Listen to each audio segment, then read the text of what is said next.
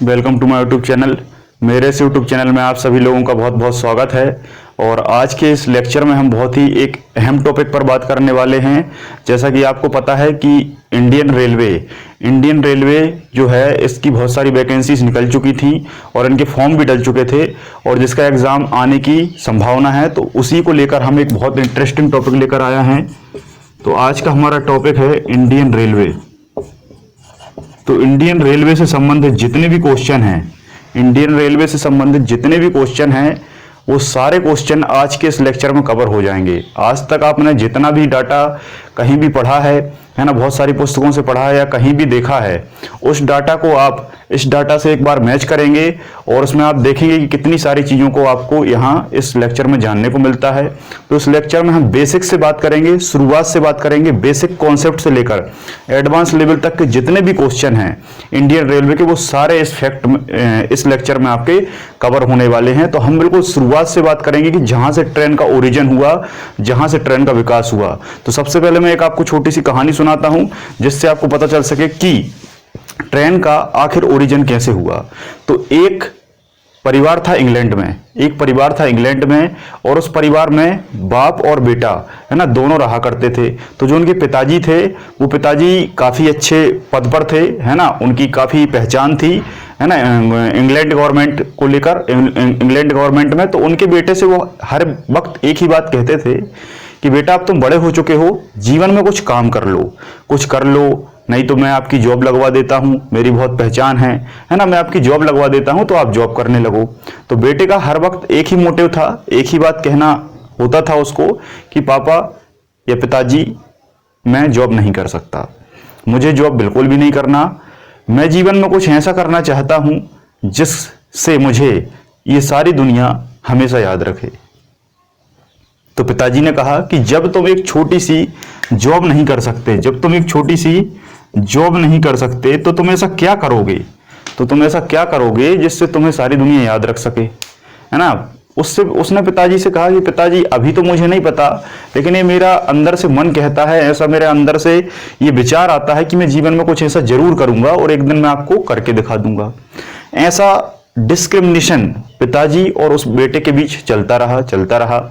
एक दिन पानी सर से ऊपर चला गया, पिताजी को बहुत गुस्सा आया और पिताजी ने बेटे को घर से बाहर निकाल दिया। पिताजी ने जब बेटे को घर से बाहर निकाला, तब वो बेटा चाय की दुकान पर जाके बैठ गया। तो जो चाय होती है जिस बर्तन में, उसको केतली कहते हैं, उस केतली में चाय रखी थी और उस चाय को वो बड़े गौर से देख रहा था, बहुत बारीकी से देख रहा था। तब चाय वाले ने पूछा कि तुम्हें चाय पीना है? तब उस बच्चे ने कहा कि नहीं। वो केवल उस चाय से जो भाप निकल रही थी, जो वेपर निकल रही थी, जो स्टीम निकल रही थी, उसको बड़े गौर से देख रहा था। और वो कहीं ना कहीं मन में ऐसी संकल्पना ला रहा था कि ये जो भाप है, ये भाप चाय में आई कहां से, चाय में ये भाप बनी कैसे, और ये चाय से निकल के भाप जा कहां रही है, और इसका हम उपयोग क्या कर सकते हैं। ये कॉन्सेप्ट उसके मन में आया। वापस घर पे पहुंचा। घर पे पहुंचने के बाद पिताजी से कहा, पिताजी मुझे 10 लाख पाउंड चाहिए, 10 लाख पाउंड चाहिए। पिताजी ने कहा, इतने सारे पैसे का तू क्या करेगा? ठीक है। तो उसने कहा कि पिताजी, अगर आप मुझे अपना बेटा मानते हैं तो बस एक बार मेरी बात मान लीजिए, मुझे इतने पैसे दे दीजिए, इसके बाद आप जीवन में मुझे कुछ भी नहीं देंगे और मुझे आप घर से बाहर निकाल देंगे, मैं आपसे कुछ नहीं कहूँगा। तो पिताजी ने कहा कि यार चलो, अपना ही बेटा है, अपना ही खून है, कुछ ना कुछ जरूर करेगा। ऐसी उनकी उम्मीद थी कहीं ना कहीं ये जॉब देख लेगा, नहीं तो इतने पैसों से कोई धंधा करने वाला है। क्योंकि आमतौर पर समाज में यही होता है, पिताजी से बच्चे पैसे लेते हैं और उस पैसे को किसी न किसी बिजनेस में लगाते हैं, धंधे में लगाते हैं, शॉप खोलते हैं और अपना जीवन यापन, जीविकोपार्जन करते हैं। तो ऐसा सोचकर पिताजी ने पैसे दे दिए। उस पैसे से उसने बहुत सारे एपरेटस खरीदे, बहुत सारे यंत्र खरीदे, बहुत सारे जो उसकी जरूरी रिक्वायरमेंट थी वो सारी चीजें खरीदी और एक बहुत बड़ी लैब तैयार की, प्रयोगशाला तैयार करने के बाद वो उसके अंदर एंटर हुआ और एंटर होने के बाद लगभग 1 से 2 साल वो उसके बाहर नहीं निकला। 1 से 2 साल उस लैब या प्रयोगशाला के बाहर नहीं निकला, लगातार उसी में शोध करता रहा और फाइनली उसने रेल के इंजन का आविष्कार कर दिया। क्या कर दिया? रेल के इंजन का आविष्कार कर दिया। जो इंजन किससे चलता था? जो इंजन भाप से चलता था, स्टीम से चलता था। किससे चलता था? भाप से चलता था। उस इंजन को फिर इंग्लैंड की केंद्रीय संस्था में ले जाया गया, है ना, जो रेल मतलब जो एनालिसिस करने वाली डिस्कवर एजेंसी होती है, वहां ले जाया गया और वहां पर इस इंजन को पूर्णतः सही और ग्रेट सेटिस्फाइड कर दिया या साबित कर दिया। जब ये साबित हो गया तो इस इंजन को परमिशन मिल गई कि हाँ भाई, ये इंजन सबसे बेस्ट है, अच्छा है और इसमें किसी प्रकार की बुराई नहीं है। तो आपने इस कहानी के माध्यम से समझा होगा कि अगर आपके मन में सोच है, थिंक है, कहीं ना कहीं दृढ़ निश्चय है, कहीं ना कहीं विश्वास है कि हम ऐसा कर लेंगे, जब आप कर लेंगे की भावना आपके अंदर आ जाती है तो कहीं ना कहीं से आपकी अंतरात्मा ये आपको कहती है कि ये काम तुम्हें करना है और तुम कर लोगे और तुम इसमें सफल हो जाओगे। जब हम कोई भी काम शुरू करते हैं तो जितना हमारा विश्वास होता है, उस विश्वास के आधार पर हमें परिणाम भी दिखने लगता है कि हम कर पाएंगे कि नहीं कर पाएंगे। किसी लोग को एग्जाम निकालना बहुत इजी लगता है, उनको ये लगता है यार कौन सा एग्जाम निकालूं मैं, मेरे अंदर इतनी एबिलिटी है कि मैं कोई सा भी एग्जाम निकाल लूंगा, मुझे इतना अपने ऊपर विश्वास है। और कुछ लोगों को अपने ऊपर विश्वास नहीं होता, वो कहते हैं कि कैसे निकलेगा, कैसे होगा, अभी तक किसी का नहीं निकला तो हमारा कैसे निकलेगा, हमारे गांव से आज तक किसी का सिलेक्शन नहीं हुआ तो तुम क्या कर पाओगे, आज तक कोई नहीं पढ़ पाएगा तो तुम क्या पढ़ पाओगे।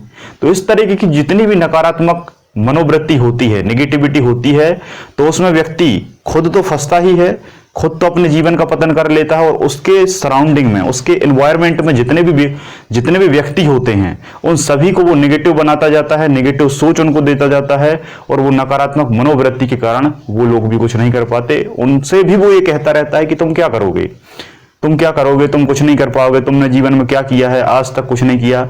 ऐसी बुराइयां उनके मन में भर के उनको भी नकारात्मक बना देता है और उन्हें भी लगने लगता है कि हाँ यार, हमसे नहीं होगा। क्योंकि संगत का असर जरूर पड़ता है, जैसी आपकी संगत वैसी आपकी रंगत, ये भाषा आपने सुनी है, ठीक है। तो फाइनली उसकी जो सोच थी, वो सोच ये थी कि कहीं ना कहीं मैं जीवन में कुछ आविष्कार करूंगा। ये बात उसने किसी से कही नहीं, लेकिन उसकी आत्मा ये कहती थी, उसने आविष्कार कर दिया। वो यही देख रहा था कि जो चाय से भाप निकल रही है, उस भाप को हम कैसे एनर्जी में कन्वर्ट कर सकते हैं, कैसे हम ऊर्जा में कन्वर्ट कर सकते हैं। तो उसने वही चाय से निकलने वाली भाप को किसी और से निकाला, मतलब पानी के बहुत बड़े बड़े कंटेनर लिए और उनको बॉयल किया गया, उनको गर्म किया गया और गर्म करने के बाद उससे भाप निकाली गई और उस भाप से जब एनर्जी बनाई गई तो वो एनर्जी कहीं ना कहीं ज्यादा मात्रा में थी, अब आप कहेंगे कि ज्यादा मात्रा में थी, मतलब इसका मतलब ये है, मैं सामान्य से उदाहरण से आपको समझाता हूं, समझिएगा। आपने कभी घर में गर्म पानी को टच किया होगा, गर्म बर्तन को टच किया होगा, किसी भी गर्म चीज को आपने टच किया होगा तो आपको एक जोर का आभास हुआ होगा, या तो आप जल गए होंगे या तो आपको तकलीफ हुई होगी। लेकिन कभी आपने उतनी ही गर्म वस्तु की अगर भाप को स्पर्श किया है, उतनी ही गर्म वस्तु की भाप को अगर स्पर्श किया है तो आपको कहीं ना कहीं दोनों में अंतर समझ में आया होगा। आपने कभी कुकर जो होता है, कुकर को अगर आप कुकर पर खाना बनाते हैं और उसको जब आप उतारते हैं आपके जो चूल्हे से, तब उसको आप पकड़ के देखिए, पकड़ के मतलब थोड़ा सा टच कीजिए और फिर हाथ अलग कर लीजिए, तो उतने ही ताप पर आप उसको टच कर लेंगे। लेकिन जब उसी कुकर के उतने ही ताप पर जो भाप निकलेगी, अगर वो जरा सी आपको टच हो जाती है तो आपकी जो त्वचा है वो झुलस जाती है और वो आपकी दिन भर दर्द देती है। इसका कारण ये है कि जितनी एनर्जी आप देंगे तो उतने में वो एनर्जी कुछ और रहेगी, लेकिन जब वो भाप में कन्वर्ट होगी तो वो कहीं ना कहीं अपने साथ एक एक्स्ट्रा एनर्जी लेकर चलती है, एक अतिरिक्त ऊर्जा को लेकर चलती है, जिसे हम गुप्त ऊष्मा कहते हैं, जिसे हम सीक्रेट एनर्जी कहते हैं, जिसे हम लेटेंट हीट कहते हैं। ये क्या कहलाती है? लेटेंट हीट कहलाती है। ये गुप्त ऊष्मा कहलाती है। मतलब जितनी ऊर्जा से आपने उसको गर्म किया है उतनी तो उसमें है, लेकिन उसके साथ उसमें गुप्त ऊष्मा भी है जो अधिक एनर्जी को बनाने का कार्य करती है। इसलिए आपने देखा होगा कि बहुत सारे थर्मल पावर स्टेशन से विद्युत बनाई जाती है। जल से तो विद्युत बनती है जल विद्युत परियोजना में, लेकिन थर्मल या ताप विद्युत परियोजना से भी बहुत सारी बिजली बनाई जाती है। और आपको पता है कि सर्वाधिक विद्युत जो है वो ताप से ही बनती है। ताप विद्युत केंद्र आपने सुना होगा, नहीं सुना तो जब हम एमपीजी के पढ़ेंगे या इंडियन जी के पढ़ेंगे तब मैं आपको वहां बताऊंगा। तो आपको समझ में आया कि भाप इंजन का आविष्कार कैसे हुआ। जब ये भाप इंजन बन गया तो जो वो बच्चा था जिसने वो इंजन बनाया था उसका नाम था जेम्स वॉट। उसका क्या नाम था? James Watt. तो कभी भी आपसे क्वेश्चन पूछा जाए कि ट्रेन इंजन का आविष्कार किसने किया तो आप क्या लगाएंगे? James Watt. तो जेम्स वॉट ने भाप के इंजन का आविष्कार सबसे पहले किया था, लेकिन इसमें एक थोड़ा सा एटमोलॉजिकल डिस्ट्रीब्यूशन है या डिस्क्रिमिनेशन है, तो उसको आप थोड़ा सा अच्छे से पकड़िए। जब भी आपसे अगर भाप इंजन पूछे तब आपको क्या लगाना है? तब आपको लगाना है जेम्स वॉट। क्या लगाना है? James Watt. जब भाप लिखा रहे, और जब भाप ना लिखा रहे और जब केवल सामान्य सा इंजन लिखा रहे तब आपको लगाना क्या है? जॉर्ज स्टीफन, या कहीं कहीं बुकों में लिखा रहता है जॉर्ज स्टीफेंसन। समझ में आ रहा है? तो इंजन जो है खाली जो डीजल से चलने वाला था वो स्टीफन ने बनाया था, लेकिन अगर आपसे भाप इंजन पूछे तब जेम्स वॉट को लगाना है। दोनों में अंतर आपको समझ में आया? तो ये जो इंजन है ये इंजन इंग्लैंड में बनाया गया। जब इंग्लैंड में बनाया गया तो निश्चित तौर पर पहली ट्रेन भी कहां चलेगी? इंग्लैंड में ही चलेगी। इंग्लैंड में ही चलेगी। तो इंग्लैंड में पहली ट्रेन विश्व में सबसे पहले लिवरपूल से मैनचेस्टर के बीच 27 अप्रैल 1825 को चलाई गई। विश्व की सबसे पहली ट्रेन इंग्लैंड में लिवरपूल से मैनचेस्टर के बीच 1825 में चलाई गई। ये ट्रेन वास्तविक रूप से कॉन्गस्टन टू डॉर्लिंगटन के बीच चलाई गई थी। शहर कौन से थे? मैनचेस्टर, लेकिन अगर आपसे वास्तविक रूप से पूछे तो कॉन्गस्टन टू डॉर्लिंगटन के बीच 27 सितंबर 1825 को इंग्लैंड के कॉन्गस्टन से डॉर्लिंगटन के बीच मैनचेस्टर और लिवरपूल में इस ट्रेन को दुनिया में पहली बार चलाया गया। ठीक है। अगर आपसे पूछा जाए कि ये विश्व की सबसे पहली ट्रेन थी तो इंग्लैंड में चली हुई होगी, लेकिन अगर आपसे पूछा जाए कि विश्व का सबसे पहला रेल मार्ग कौन सा है? विश्व का सबसे पहला रेल मार्ग, मतलब देखो रेल इंजन बन गया, डब्बे बन गए, ट्रेन बन गई। ट्रेन पहली चल चुकी है। अब जब ट्रेन चलेगी तो ट्रेन किस पे चलेगी? ट्रेन चलेगी एक पथ पर, एक ट्रैक पर।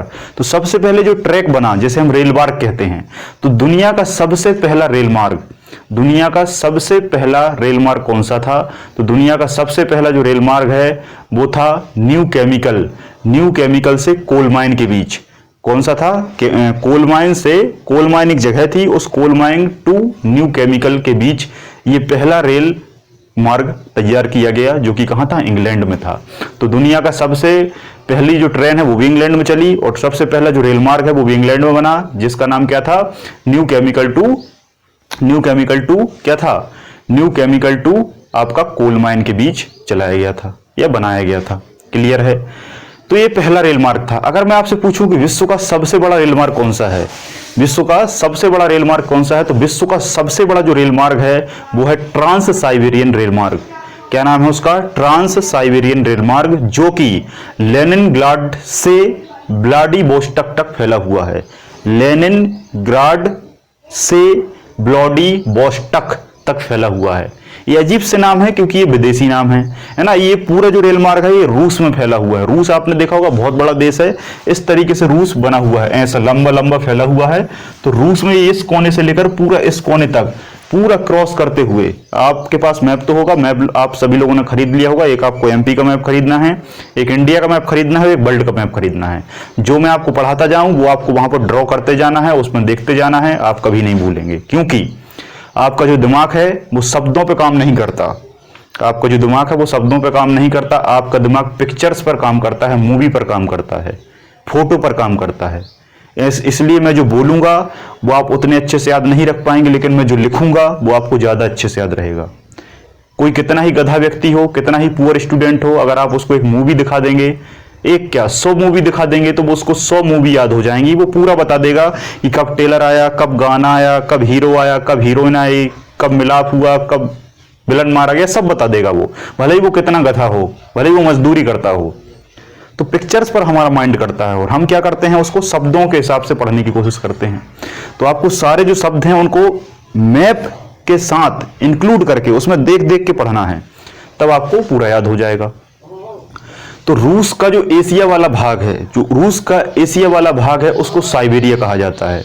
रूस का जो एशिया वाला भाग है उसको साइबेरिया कहा जाता है। उसी साइबेरिया में फैली हुई है, उसको क्रॉस करती हुई जाती है, इसलिए इसे ट्रांस साइबेरियन रेलमार्क कहते हैं, जो कि लेनिनग्राड से व्लादिवोस्टोक तक फैला हुआ है। अगर आपसे पूछा जाए कि विश्व का सबसे बड़ा रेलमार्ग कौन सा है, और अगर ऑप्शन में ट्रांस साइबेरियन रेलमार्ग नहीं होता, तब आप क्या टिक करेंगे? तब आप सेकंड प्रेफरेंस देंगे, मतलब दूसरा बड़ा जो है उसको आप पहला बड़ा मान लेंगे। ऑप्शन में वही होगा, उसका नाम क्या है? कनाडियन पैसिफिक रेलमार्ग। दूसरा सबसे बड़ा कौन सा है? कनाडियन पैसिफिक रेलमार्ग। ये कनाडा में स्थित है और ये दूसरा सबसे बड़ा है। लेकिन जब बड़ा ना दिया हो ट्रांस साइबेरियन, तब आपको ये टिक करना है। अगर दोनों ही ऑप्शन में ना हो, तब आपको तीसरा टिक करना है। तीसरा टिक करना है तो तीसरा विश्व का सबसे बड़ा रेलमार्ग कौन सा है? पर्थ टू सिडनी रेलमार्ग, है ना। पर्थ भी आपको पता है ऑस्ट्रेलिया में है, सिडनी भी ऑस्ट्रेलिया में है। तो पर्थ और सिडनी के बीच में जो रेलमार्ग है वो विश्व का तीसरा सबसे बड़ा रेलमार्ग है। यहां लिखा हुआ है, ये देखो,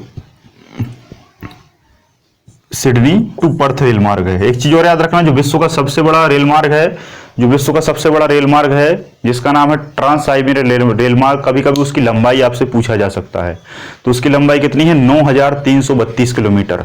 9,332 किलोमीटर ये फैला हुआ है पूरे रूस में, ठीक है। अगर आपसे पूछा जाए कि विश्व में सर्वाधिक ट्रेनें कहां पर स्थित हैं, विश्व में सर्वाधिक ट्रेनें कहां हैं, तो विश्व में सर्वाधिक ट्रेनें यूएसए में हैं। कहां पर हैं? अमेरिका में हैं। अगर आपसे पूछे कि भारत में सबसे ज्यादा ट्रेनें कहां पर हैं, भारत में सबसे ज्यादा ट्रेनें कहां पर हैं, ट्रेन ट्रैक कहां हैं, तो उत्तर प्रदेश में है। कहां पर है? उत्तर प्रदेश में। अगर आपसे पूछा जाए कि एशिया में सबसे ज्यादा ट्रेनें कहां हैं, तो चाइना में है। कहां पर है? चाइना में है या चीन में है, ठीक है। तो यहां तक आपको क्लियर होगा। अब मैं कुछ आपको विशेष बातें बताता हूं। आपको बहुत ध्यान से सुनना है, क्योंकि इस लेक्चर को देखने के बाद आपके मन में किसी भी प्रकार का ट्रेन या रेलवे से लेकर इंडियन रेलवे के कॉन्सेप्ट में कोई भी क्वेश्चन बाकी नहीं रहेगा। सामान्य जानकारी पर हम बात करते हैं। भारत में कुल ट्रेनों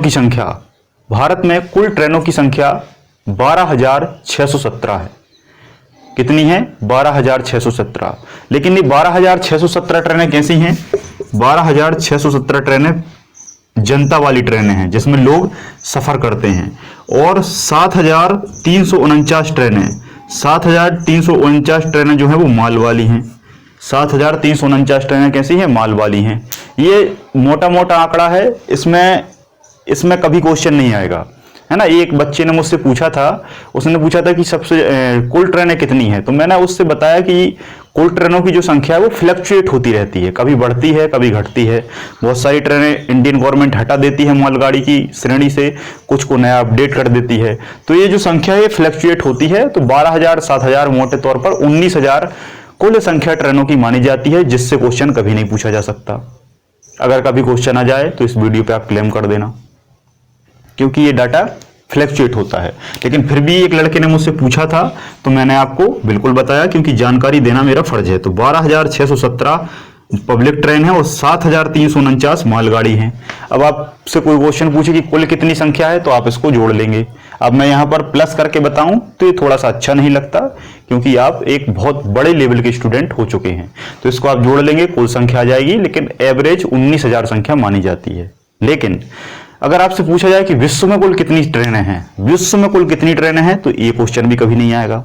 लेकिन जानकारी के तौर पर जब मुझसे पूछा गया था, तो मैं आपको इसलिए बता रहा हूं।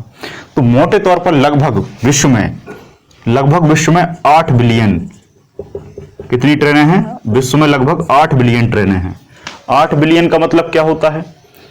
देखो मिलियन अलग है, मिलियन एम से शुरू होगा, मिलियन अलग है, बिलियन अलग है जो बी से शुरू होगा, और ट्रिलियन अलग है जो टी से शुरू होगा।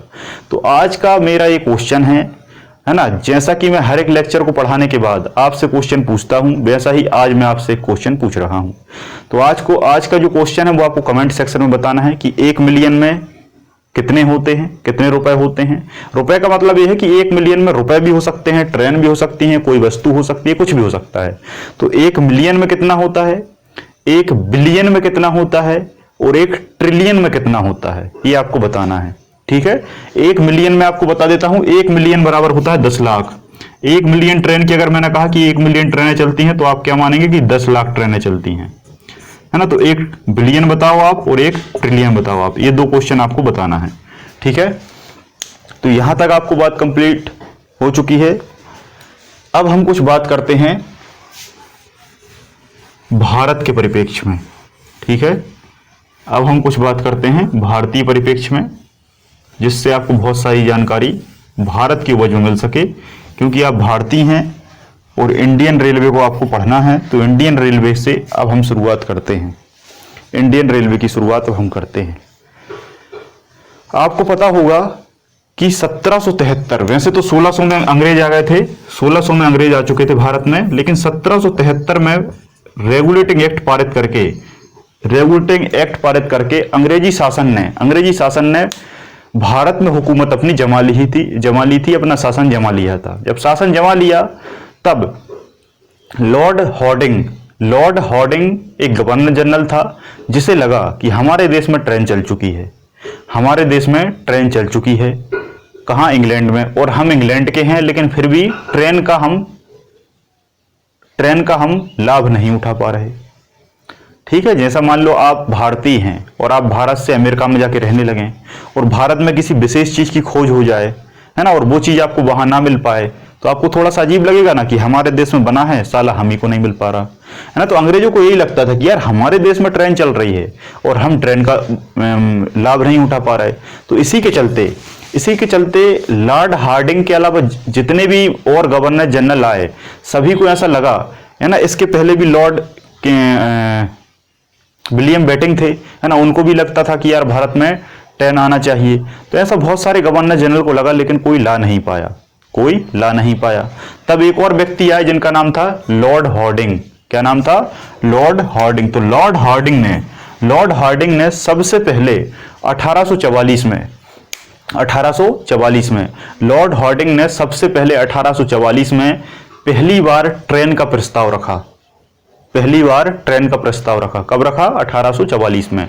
1843 में क्या हुआ था? 1843 में रविवार की छुट्टी घोषित हुई थी। यह क्वेश्चन बहुत कम लोगों को पता होता है कि रविवार की छुट्टी जो आप सभी विभागों में आज के समय में मनाते हैं, ये कब से शुरू हुई थी? तो ये 1843 से। तो लॉर्ड हार्डिंग ने 2 महान काम किए थे। पहला, रविवार की छुट्टी घोषित की, 1843 से चल रही है, और 1844 में रेलवे का प्रस्ताव रखा। याद रखना, रेलवे का केवल प्रस्ताव रखा, लेकिन रेलवे महारानी विक्टोरिया ने नामंजूर कर दी। हार्डिंग चला गया। इसके बाद आया लॉर्ड डलहौजी। क्या आया? लॉर्ड डलहौजी। तो लॉर्ड डलहौजी काफी प्रसिद्ध गवर्नर जनरल था, आप जानते ही हैं इसके बारे में। तो इसने महारानी विक्टोरिया से बात की। महारानी विक्टोरिया से कहा कि महारानी, आप ट्रेन भारत में क्यों नहीं चला देती? तो विक्टोरिया ने कहा कि अगर ट्रेन को हमने भारत में चलाया तो भारत कहीं ना कहीं क्या हो जाएगा? आजाद हो जाएगा। क्यों हो जाएगा? क्योंकि ट्रांसपोर्टेशन, आवागमन आसान हो जाएगा, लोग इकट्ठे होंगे, कम्युनिकेशन होगा, सभाएं होंगी, आंदोलन होने लगेंगे आसानी से, और ये आजादी ले लेंगे। तो इसके चलते महारानी विक्टोरिया ने मना कर दिया। फिर डलहौजी ने दिमाग लगाया। फिर डलहौजी ने कहा कि देखो महारानी, भारतीय इस स्थिति में अब कुछ भी कर लें, है ना, क्योंकि डलहौजी एक बहुत ही खतरनाक गवर्नर जनरल था, जो कि अपनी नीतियों के लिए जाना जाता था, क्योंकि उसकी नीति कभी फेल नहीं हुई थी, और उसने एक बहुत विस्तृत भारतीय साम्राज्य को अंग्रेजी हुकूमत के रूप में फैलाया था। तो डलहौजी ने कहा कि देखो, मैं इतने अच्छे से अपनी हुकूमत यहां जमा चुका हूं कि अब भारतीय लोग कुछ भी कर लें, आंदोलन कर लें, विद्रोह कर लें, क्रांति कर लें, कुछ भी कर लें, लेकिन ये हमारी ब्रिटिश सत्ता को हिला नहीं सकते। ब्रिटिश सत्ता को हिला नहीं सकते। अगर आपको भारत से ज़्यादा फायदा चाहिए, अगर भारत से आपको ज़्यादा फायदा चाहिए और कम समय में चाहिए, तो आपको ट्रेन लाना ही पड़ेगी। आप ट्रेन लाएंगी, कच्चा माल एक जगह से दूसरी जगह जल्दी आएगा, नील की खेती जल्दी से जल्दी हमारे बंदरगाह तक पहुंचेगी, कपड़े पहुंचेंगे, बहुत ज़्यादा सामान पहुंचेगा, हमारे विदेश से सामान आएगा, यहाँ से मसाले पहुंचेंगे, तो हमको चौगुना मुनाफा होगा। ये कहा तो महारानी विक्टोरिया ने कहा सही है, ये तो फायदेमंद है। लेकिन महारानी ने फिर भी मना कर दिया। फिर मना कर दिया तो डलहौजी ने फिर दिमाग लगाया। डलहौजी ने कहा कि चलो ठीक है, फायदे को मारो गोली। आप ये सोचो कि इतना बड़ा भारतीय साम्राज्य जो कि सोने की चिड़िया के नाम से जाना जाता है, जहां अच्छे अच्छे बाहरी देश आकर यहाँ पनाह लिए हैं, चाहे फ्रांस देख लो, स्पेन देख लो, अंग्रेज देख लो, स्वीडिश देख लो, डेनमार्क देख लो, पुर्तगाली देख लो, कितने लोग भारत में आए। ये क्यों आ रहे हैं? क्योंकि भारत में सब कुछ है। और इतने बड़े महान भारत का जो पहला स्टेशन है उसका नाम अगर आपके नाम पर हो तो कितने गौरव की बात होगी। महारानी विक्टोरिया ने कहा यह बात सही है, क्योंकि जो बड़े लोग होते हैं, बड़े लोगों को पैसे धेले से कोई मतलब नहीं होता है ना। जो खानदानी बड़े लोग होते हैं उनको पैसे से ज्यादा कोई मतलब नहीं होता, उन्हें नाम से मतलब होता है। और जो गरीब लोग होते हैं, जो गरीब सोच के लोग होते हैं, जिनके जहन में गरीबी होती है, वो केवल अपने जीवन में पैसे के लिए मरते हैं। ठीक है, तो उनने पैसे ऐसे को छोड़ा और कहा कि हाँ मेरे नाम की बात है तो लाइन बिछाई जाए। जब लाइन बिछाई जाए और ये उन्होंने परमिशन दी, तो ये परमिशन जब उन्होंने दी तो वो समय अवधि कौन सी थी, ये आपको बहुत अच्छे से याद रखना है। ये समय अवधि कौन सी? 1853, 16 अप्रैल की बात है। 16 अप्रैल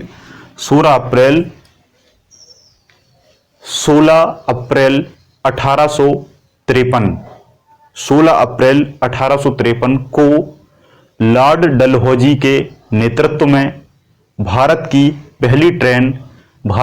पहली ट्रेन मुंबई से ठाणे के बीच में 34.32 किलोमीटर चलाई गई, जिसमें 3 इंजन लगाए गए थे। एक इंजन का नाम था सिंध, दूसरे का नाम था साहिबा और तीसरे का नाम था सुल्तान। सिंध, साहिबा, सुल्तान 3 इंजन लगाए गए थे और इस ट्रेन का नाम था डेक्कन क्वीन नहीं, इस ट्रेन का नाम क्या था? फेरी क्वीन। इसका नाम क्या था? फेरी क्वीन। कहीं कहीं फेरी क्वीन ऑप्शन में ना रहे तो ब्लैक ब्यूटी लगा देना। Black beauty. बात समझ में आई? तो भारत की पहली ट्रेन कब चली है ना? 16 अप्रैल 1853 को चली। किसकी नेतृत्व में चली? डलहौजी के नेतृत्व में। कितनी चली? 34.32 किलोमीटर। 3 इंजन थे, सिंध, साहिबा, सुल्तान। कहां से कहां तक चली? मुंबई से ठाणे के बीच में चली। नाम क्या था? फेरी क्वीन ऑप्शन में ना हो तो ब्लैक ब्यूटी। कहीं कहीं एक लिखा रहता है, लेकिन मैंने दोनों बता दिए। ब्लैक ब्यूटी भी कहा जाता है, फेरी क्वीन भी कहा जाता है। अभी आगे मैं डेक्कन क्वीन के बारे में बताऊंगा। तो ये जो पहली ट्रेन चली, ये ट्रेन मुंबई से ठाणे के बीच में चली। तो जो मुंबई का स्टेशन है, जो मुंबई का प्लेटफॉर्म है, उसी प्लेटफॉर्म का नाम क्या है? बीटी। उसी प्लेटफॉर्म का नाम क्या है? बीटी, जिसे विक्टोरिया टर्मिनस कहा जाता है। और यही विक्टोरिया मुंबई का स्टेशन कहलाता है। बात समझ में आई? तो इसी मुंबई से ठाणे के बीच पहली ट्रेन चलाई गई। बात यहां तक क्लियर है, तो हम आगे बढ़ें। इसके बाद हम एक चीज और हमेशा याद रखना, ये भारत की ऑफिशियल ट्रेन थी, लेकिन कभी हो सकता है ये कभी आएगा नहीं, ये केवल जानकारी के लिए है। इससे पहले भी भारत में एक ट्रेन चल चुकी थी, जिसे ट्रेन का ज्यादा हम श्रेय नहीं देते है ना। भारत में आपने देखा होगा, भारत में आपको पता होगा, उत्तराखंड में एक जगह पड़ती है रुड़की। तो रुड़की में एक बहुत बड़ा आईआईटी है। आईआईटी है। तो आईआईटी रुड़की में एक पहली ट्रेन चलाई थी। आईआईटी में सबसे पहली ट्रेन एक रुड़की में चलाई गई थी। आईआईटी रुड़की में उसे तैयार किया गया था और उसे चलाया गया था, जिसमें इंजन नहीं था। जिसमें क्या नहीं था? इंजन नहीं था। इसलिए हम उसे ट्रेन का दर्जा नहीं देते। ट्रेन तो पूरी कंप्लीट थी, पूरी ट्रेन बना दी थी और उसे लुढ़काया भी गया था, लेकिन उसमें इंजन नहीं था है ना। तो आईआईटी रुड़की में तैयार की गई थी। जब इंजन नहीं था, इसलिए उसे हम ट्रेन की संज्ञा नहीं देते। लेकिन फिर भी मैंने आपको बता दिया। बात क्लियर है? अब हम आगे बात करते हैं कि भारत में पहली विद्युत ट्रेन कब चली, है ना, ये सब तो अलग बात है। कोयला वोयला वगैरह वाली ट्रेनें पहले चलती थी, भाप वगैरह, लेकिन फिर उसके बाद विद्युत ट्रेन आई। तो इलेक्ट्रिक ट्रेन का नाम था डेक्कन क्वीन। इलेक्ट्रिक ट्रेन का नाम क्या था? डेक्कन क्वीन। यहां देखो, इलेक्ट्रिक ट्रेन का नाम क्या था? डेक्कन क्वीन। और डेक्कन क्वीन कल्याण से पुणे के बीच में चली थी। कल्याण भी मुंबई में है और पुणे आप जानते ही हैं, पूना। तो कल्याण से पुणे के बीच में डेक्कन क्वीन भारत की पहली विद्युत ट्रेन 1929 में चलाई गई। 1929 में चलाई गई, लेकिन कहीं कहीं 1925 भी लिखा रहता है। तो 1925 में विद्युत ट्रेन या इलेक्ट्रिक ट्रेन का ट्रायल हुआ था। 1925 में विद्युत ट्रेन का ट्रायल हुआ था और 1929 में उसको कंप्लीटली कल्याण से पुणे के बीच में चलाया गया था, जिसका नाम डेक्कन क्वीन था। और वो कौन सी थी? फेरी क्वीन या ब्लैक ब्यूटी। बात यहां तक क्लियर है तो बोलो यस। आगे हम बात करते हैं कि भारत में सबसे पहले रेलवे बोर्ड की स्थापना कब हुई। तो भारत में सबसे पहले जो रेलवे बोर्ड बना वो 1905 में बना। 1905 में बना। 1905 वही सन है जब बंगाल विभाजन हुआ था। बंगाल विभाजन हुआ था और किसने किया था? तो लॉर्ड कर्जन ने। तो लॉर्ड कर्जन के ही नेतृत्व में भारत में पहले रेलवे बोर्ड का क्या हुआ? गठन हुआ। लॉर्ड कर्जन के समय काल में 1905 में। लेकिन अगर आपसे राष्ट्रीयकरण पूछा जाए तो राष्ट्रीयकरण अब हुआ जब भारत आजाद हो गया। कब? 1950-51।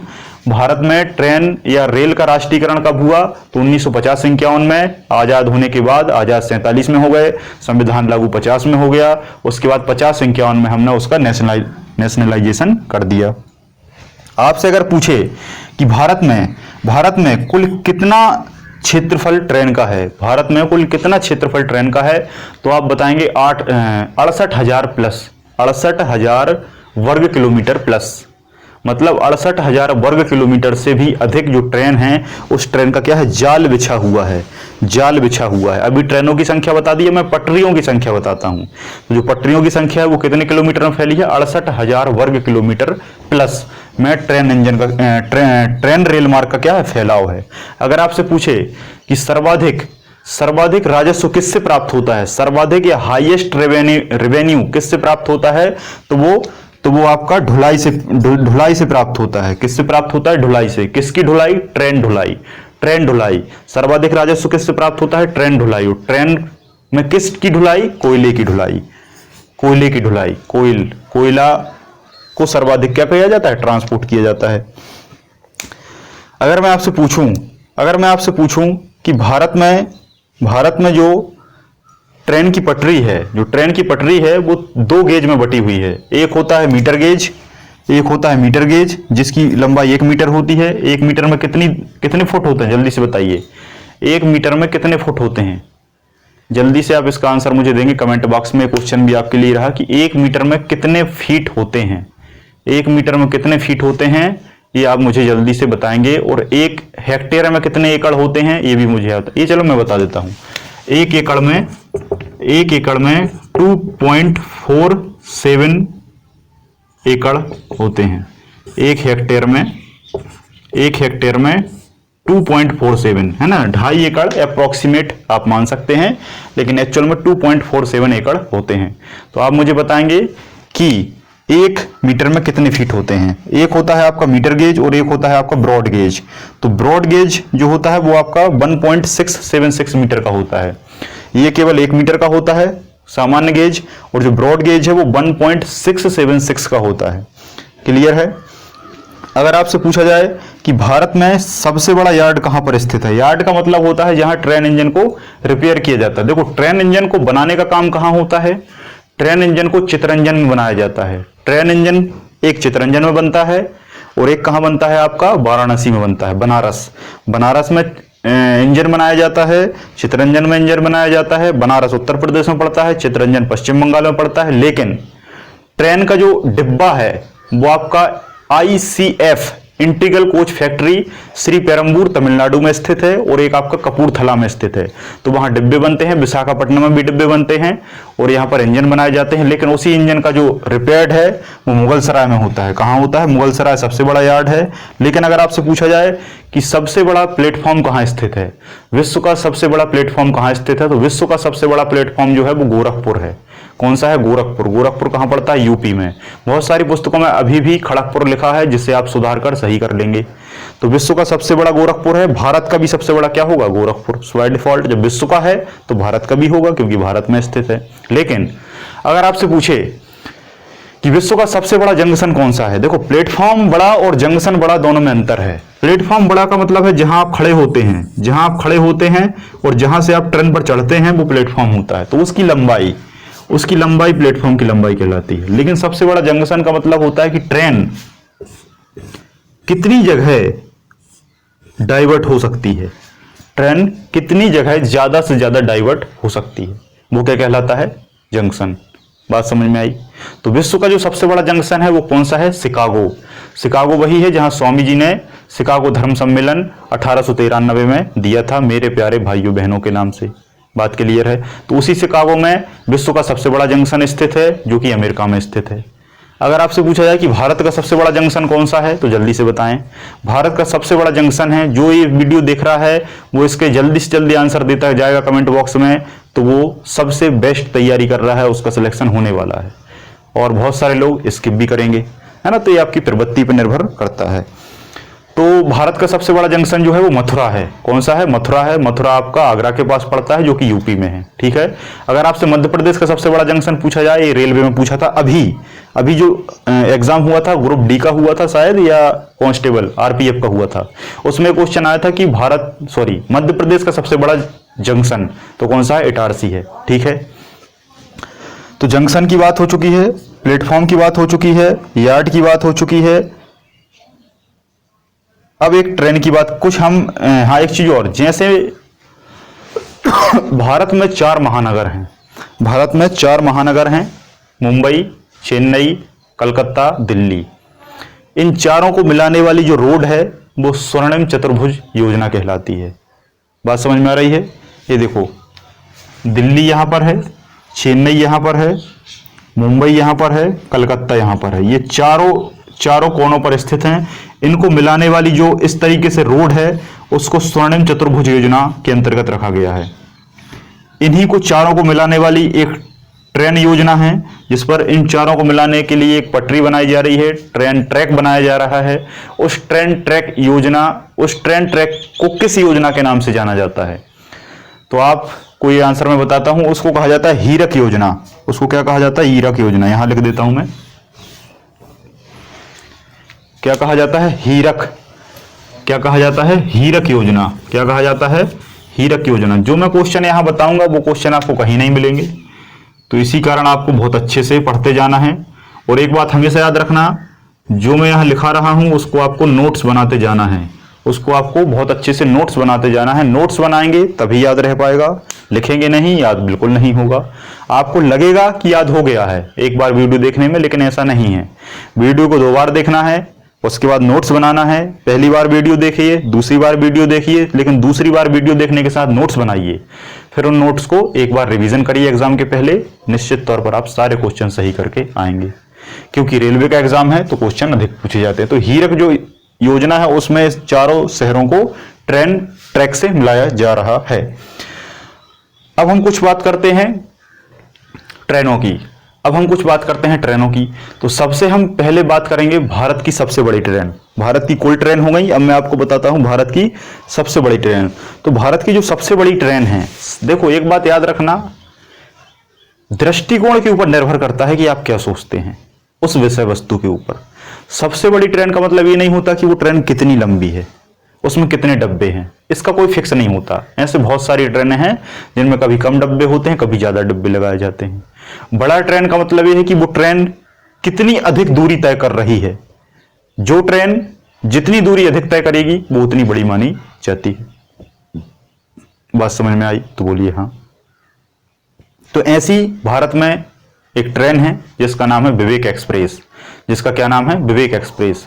विवेक एक्सप्रेस असम के एक छोटे सी जगह डिब्रूगढ़ से चलती है और कन्याकुमारी तक जाती है। डिब्रूगढ़ से कन्याकुमारी तक ये चलती है तो ये पूरे भारत को क्रॉस कर देती है।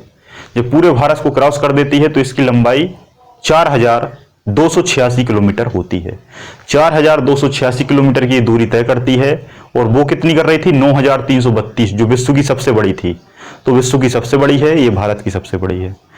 तो भारत की सबसे बड़ी ट्रेन का नाम क्या है? विवेक एक्सप्रेस। 4286 किलोमीटर का ये रास्ता तय करती है डिब्रूगढ़ से कन्याकुमारी तक। लेकिन भारत की बड़ी ट्रेन आपसे पूछे, ऑप्शन में विवेक एक्सप्रेस ना हो, क्योंकि विवेक एक्सप्रेस सभी बच्चों ने रट लिया है, तो दूसरा ऑप्शन में आप क्या टिक करेंगे? दूसरा ऑप्शन में आप टिक करेंगे हिमगिरी एक्सप्रेस। क्या करेंगे टिक? हिमगिरी एक्सप्रेस। ये आपको बताना है कि हिमगिरी एक्सप्रेस कहां से कहां तक चलती है, कहां पर? कमेंट सेक्शन में। लेकिन अगर आपसे दूसरा भी न दिया हो ऑप्शन में, तीसरी सबसे बड़ी पूछ ले, तो तीसरी है हिमसागर एक्सप्रेस। कौन सी है? हिमसागर एक्सप्रेस। हिम मतलब हिमालय, सागर मतलब समुद्र। हिम मतलब ये जम्मू कश्मीर से आती है और सागर मतलब कन्याकुमारी तक जाती है, तो हिमसागर एक्सप्रेस। हिमगिरी का आपको मुझे कमेंट में बताना है। जो बताएगा वही मेरा सिंसियर स्टूडेंट है, वही सही से पढ़ रहा है, उसी का सिलेक्शन होगा। जो नहीं बताएगा वो कहीं ना कहीं अपने आप से बेईमानी कर रहा है पढ़ाई के संबंध में। कभी आपसे पूछा जा सकता है कि राजधानी एक्सप्रेस कब चलाई गई, तो राजधानी एक्सप्रेस जो है कब चलाई गई, इसका अभी एग्जैक्ट मुझे ईयर याद नहीं आ रहा, थोड़ा सा मैं अभी कंफ्यूज हूं। लेकिन मैं आपको यह बताता हूं कि राजधानी एक्सप्रेस सबसे पहले दिल्ली से झांसी के बीच चलाई गई। दिल्ली से झांसी के बीच चलाई गई, लेकिन बाद में उसको झांसी से बढ़ाकर भोपाल कर दिया, क्योंकि राजधानी एक्सप्रेस राजधानी में चली गई और झांसी राजधानी नहीं है। तो भोपाल से दिल्ली के बीच में पहली राजधानी चलाया गया। इसके अलावा फिर बहुत सारी राजधानी एक्सप्रेस चली।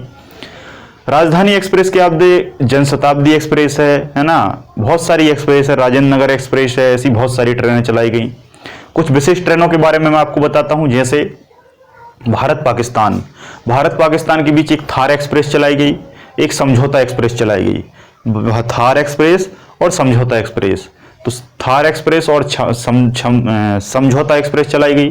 थार एक्सप्रेस आपके थार के मरुस्थल से होकर जाती है और समझौता एक्सप्रेस आपके पंजाब से होकर जाती है, जिसमें आखिरी स्टेशन अटारी पड़ता है।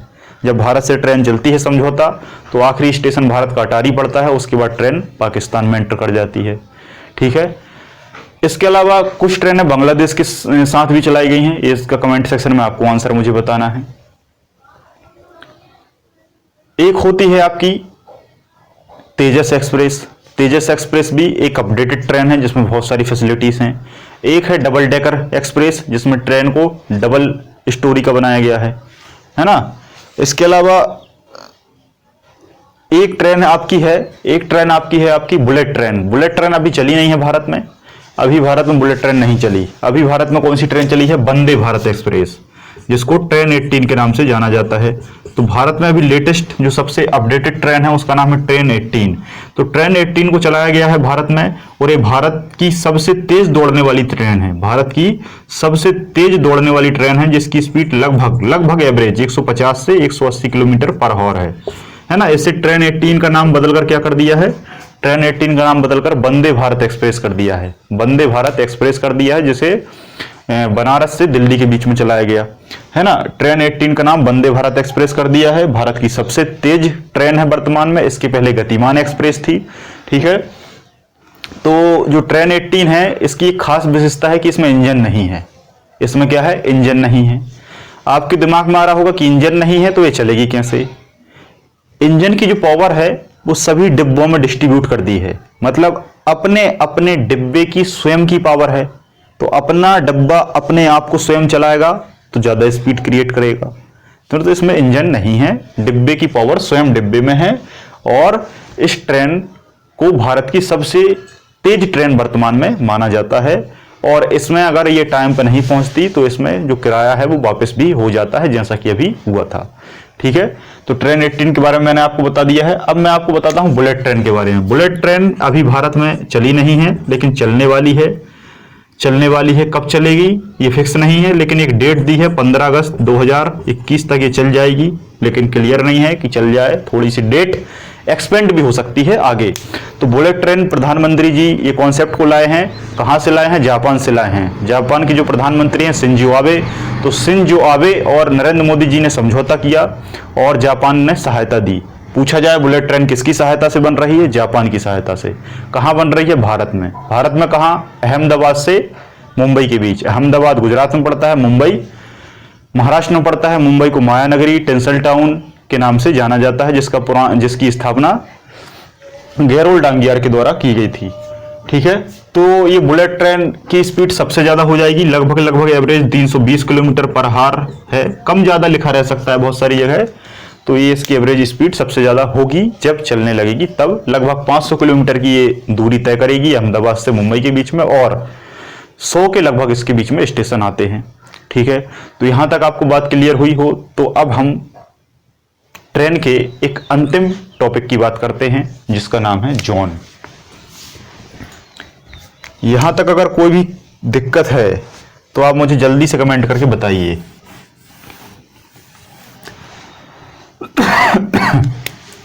अब हमारा अंतिम जो फैक्ट रह गया है वो है जोन, या हिंदी में इसको कहा जाता है मुख्यालय या हेडक्वार्टर भी कह सकते हैं। सबसे पहली चीज तो दिमाग में ये आना चाहिए कि जोन है क्या। जोन है क्या? अब आप मुझे बताइए कि भारत में इतना बड़ा ट्रेन क्षेत्र है, लगभग 68,000 प्लस वर्ग किलोमीटर ये क्षेत्र फैला हुआ है, तो इस क्षेत्र को कंट्रोल करना पड़ेगा। जब कंट्रोल करना पड़ेगा तो क्या एक मुख्यालय या एक जोन इस पूरे क्षेत्र को कंट्रोल कर लेगा? नहीं कर पाएगा, है ना। तो बहुत सारे हमें अलग अलग मुख्यालय बनाने पड़ेंगे, अलग अलग दिशा में, क्योंकि वो उस दिशा के उतने ही क्षेत्र को कंट्रोल करने का काम करेगा। कंट्रोल का मतलब ये है रूल्स करना, रेगुलेट करना, देखना, परखना, एनालिसिस करना, ऑब्जर्वेशन करना, उसको सुधारना, ठीक करना, अपडेट करना, बहुत सारी चीजों को करने का काम मुख्यालय का होता है। तो इस मुख्यालय की देखरेख होती है। तो अलग अलग मुख्यालय को अपना अपना क्षेत्र बांट दिया है कि भाई आप अपने क्षेत्र को देखिए। क्लियर है? तो सबसे पहले हम बात करेंगे अपने जोन की। अपने जोन की, क्योंकि जब तक हमें अपना नहीं पता तो हम सपना नहीं पाल सकते। तो पहले अपना पता होना चाहिए, फिर हम आगे जानकारी लेंगे। तो भारत में कुल 17 जोन थे, एक अभी बढ़ गया है, कुल 18 जोन हो चुके हैं। तो 18 जोन के बढ़ने के बारे में पहले हम अपने जोन की बात करेंगे। हमारा जोन यहाँ पड़ता है। हमारा जोन कहाँ पड़ता है? ये हमारा जोन क्या है? जबलपुर। जबलपुर किस कैटेगरी में आता है? WCR। WCR का मतलब क्या होता है? West Central Railway. West Central Railway को कहा जाता है पश्चिम मध्य रेलवे का मुख्यालय कहाँ है? जबलपुर में। ये क्वेश्चन प्रत्येक एग्जाम में आया है। मैं किसी भी एग्जाम का उदाहरण दे दूं, सब में पूछा गया है कभी ना कभी। हो सकता है आपसे दूसरे जोन भी पूछे। तो हम टोटल 18 जोनों की बात करते हैं। 18 जोनों में आपको दिशा के बारे में नहीं पढ़ना, दिशा के बारे में याद नहीं करना। आपको एक ऐसा चार्ट बनाना है। जब आप ऐसा चार्ट बना लेंगे तो किसी प्रकार की कोई भी दिक्कत आपको डायरेक्शन से लेकर नहीं रहेगी, दिशा से लेकर नहीं रहेगी। केवल और केवल आपको शहर के नाम याद रखने हैं। दिशा खुद ब खुद आंसर देगी। दिशा खुद ब खुद आंसर लेके आपके सामने आएगी। कैसे आएगी वो मैं आपको बताता हूं। सबसे पहले रीजनिंग आप पढ़ते ही हैं, रीजनिंग नहीं पढ़ते फिर भी आप दिशा का ज्ञान रखते ही होंगे। ठीक है, दिशा का ज्ञान रखते ही होंगे। बचपन में आपको पिताजी ने ही बताया होगा कि कौन कौन सी दिशाएं होती हैं। ठीक है, तो सबसे पहले आपको 4 दिशाएं पता होना चाहिए। ये दिशा होती है पूर्व, है ना, ये होती है पूर्व, क्योंकि इस तरीके से कागज में इस तरीके से पूर्व माना जाता है। कागज को आप किसी भी डायरेक्शन में रखिए, लेकिन पेपर पर इसी दिशा को पूर्व माना जाता है। जब ये पूर्व होगा तो बाय डिफॉल्ट ये पश्चिम होगा। जब ये पश्चिम होगा तो बाय डिफॉल्ट ये उत्तर होगा, नॉर्थ होगा, और ये साउथ होगा, मतलब दक्षिण होगा। चारों दिशाओं का आपको ज्ञान है, कोई दिक्कत नहीं है। अब इन चारों दिशाओं के बीच में जो जगह पड़ती है उसको हम उन दोनों दिशाओं को मर्ज कर देंगे। कैसे, समझें। ये उत्तर है, ये पश्चिम है, ये इसके बीच में आ गया, इसको हमने कह दिया उत्तर पश्चिम। क्लियर है? ये उत्तर है, ये पूरब है, ये बीच में आ गया, इसको हमने कह दिया उत्तर पूरब। क्लियर है? ये दक्षिण है, ये पश्चिम है, क्या कह दिया? दक्षिण पश्चिम। क्लियर है? ये पूरब है, ये दक्षिण है, कह दिया दक्षिण पूरब। क्लियर है? अब आप सोचेंगे कि ये तो ठीक है, लेकिन ये बीच में है, इनको हम कैसे आइडेंटिफाई करें? कुछ नहीं करना, दिशा याद रखना है, वही दिशा का नाम लिखना है, और अभी आप दिशा एक और लगा रहे थे, अब आपको मध्य लगा देना है। क्या लगा देना है? मध्य। आपके एग्जाम्पल से मैं बताता हूं, आपका मुख्यालय क्या है? जबलपुर। क्या है? पश्चिम मध्य रेलवे। तो ये कौन सी दिशा है? पश्चिम है। ये क्या आ गया? मध्य आ गया। पश्चिम मध्य रेलवे। क्लियर है? उत्तर मध्य रेलवे। उत्तर मध्य रेलवे। ये क्या है? उत्तर पूरब मध्य रेलवे। ये क्या है? पूरब मध्य रेलवे। ये क्या है? दक्षिण पूरब मध्य रेलवे। ये क्या है? दक्षिण, और ये दक्षिण मध्य रेलवे। क्लियर है? बात समझ में आ रही है? तो दिशा आपको मैंने यहां पर बता दी है। अब आप नाम देख लेंगे। ठीक है? उत्तर रेलवे का मुख्यालय पूछ ले दिल्ली, दक्षिण का पूछ ले चेन्नई, पूर्व का पूछ ले कलकत्ता, पश्चिम का पूछ ले चर्चगेट मुंबई। एक बात याद रखना, मुंबई में दो हैं, एक चर्चगेट है जो कि पश्चिम मध्य का मुख्यालय है, और केवल मध्य का पूछे, केवल मध्य मतलब सेंटर, ये आपका है CST, छत्रपति शिवाजी टर्मिनल मुख्यालय मुंबई। ये मध्य रेलवे है। लेकिन पश्चिम कभी मुंबई में है जो कि चर्चगेट है, क्योंकि वहां पर दो हैं। पश्चिम मध्य पूछे जबलपुर, उत्तर पश्चिम पूछे, यहां उत्तर पश्चिम जयपुर। क्या है? जयपुर। उत्तर पश्चिम क्या है? जयपुर। मैप देखेंगे आपको समझ में आ जाएगा। उत्तर पश्चिम जयपुर है, उत्तर मध्य इलाहाबाद है ना, उत्तर पूरब गोरखपुर है, बीच में मध्य आ गया, उत्तर पूरब मध्य मालेगांव हो गया, पूर्वी आपका कलकत्ता हो गया, पूरब मध्य हाजीपुर हो गया, दक्षिण पूरब आपका कलकत्ता हो गया, दक्षिण पूरब मध्य आपका बिलासपुर हो गया, दक्षिण मध्य रेलवे चेन्नई हो गया, दक्षिण मध्य आपका सिकंदराबाद हो गया। तो इस तरीके से ये पूरे मुख्यालय फैले हुए हैं। इनके अलावा तीन और हैं। एक मुख्यालय होता है तट वाला। तट का मतलब होता है वह सीमा, वह स्थलीय सीमा जिस स्थलीय सीमा से समुद्र का जो पानी है वो स्पर्श करता है। स्थलीय सीमा से जब समुद्र का पानी स्पर्श करता है तो उसको हम तटीय सीमा कहते हैं। तो तटीय सीमा पर जो भी रेलवे ट्रैक है उसका जो कंट्रोल है, उसको कंट्रोल करने के लिए अलग से बनाया गया है। जैसे मान लो तट पर मछलियां आती हैं, है ना, मछलियां आती हैं समुद्र से, तट पर नमक आता है, उस नमक को ले जाना, तो उस पर एक जो ट्रेन का ट्रैक है उसको कंट्रोल करने का काम तटीय मुख्यालय करता है। और तटीय मुख्यालय को हमने कहाँ ट्रांसफर कर दिया? भुवनेश्वर में। भुवनेश्वर उड़ीसा की राजधानी है और उड़ीसा तट पर स्थित है। भुवनेश्वर आपको पता है समुद्र लगता है, यहीं पर चिल्का झील है ना, जो कि खारे पानी की झील है। तटीय भुवनेश्वर। एक और बचता है मेट्रो ट्रेन। मेट्रो ट्रेन सबसे पहले कलकत्ता में चलाई गई थी, इसलिए मेट्रो ट्रेन का मुख्यालय अलग से कलकत्ता में है। अब तो मेट्रो बहुत जगह आ चुकी है, सभी जगह तो नहीं, लेकिन दिल्ली में भी आ चुकी है, मुंबई में भी आ चुकी है, और भोपाल में भी तैयार हो रही है और होने वाली है। तो मेट्रो ट्रेन का मुख्यालय कलकत्ता में है। और अंतिम जो बचता है आपका ये न्यू अपडेट नया, है ना, तो जो आपका 18वां मुख्यालय बना है वो कहाँ बना है? विशाखापट्टनम। कहाँ बना है? विशाखापट्टनम। विशाखापट्टनम कहाँ पड़ता है? आंध्र प्रदेश में। आंध्र प्रदेश की राजधानी क्या है? अमरावती। आंध्र प्रदेश की राजधानी हैदराबाद थी, जो अब तेलंगाना की राजधानी हो चुकी है। तो आंध्र प्रदेश की राजधानी अब अमरावती है, जिसका सबसे बड़ा शहर विशाखापट्टनम है। तो आई होप आज के इस लेक्चर में आपको ये सभी जानकारी बहुत अच्छी लगी होगी। अब आप किसी भी बुक से पढ़िए, किसी भी प्रकार के ऑब्जेक्टिव लगाइए, कहीं से भी टेस्ट सीरीज लगाइए और किसी भी क्वेश्चन को आप पढ़िए। आपको ये सारे क्वेश्चन बहुत अच्छे से समझ में आएंगे और आप इनको बहुत अच्छे से कर पाएंगे, है ना। लगभग सभी फैक्ट मैंने आपको कवर करा दिए हैं, लेकिन डाटा जीएस का कभी पूरा नहीं होता क्योंकि ये बहुत ब्रॉड लेवल है। फिर भी एक दो फैक्ट जो रह जाते हैं, जो फ्लैक्चुएट होते रहते हैं, जैसे रेल मंत्री हो गया, है ना, रेल सचिव हो गया, ये आपको कवर कर लेना है ना, क्योंकि सारा दायित्व मेरा है और कुछ आपका दायित्व भी है। तो जब 90-95% मैं कवर करा देता हूं तो 2 से 5% मेहनत आप भी करने का प्रयास जरूर करें। तो आज के इस लेक्चर में इतना ही। आप सभी लोगों का बहुत बहुत धन्यवाद। जय हिंद, जय भारत।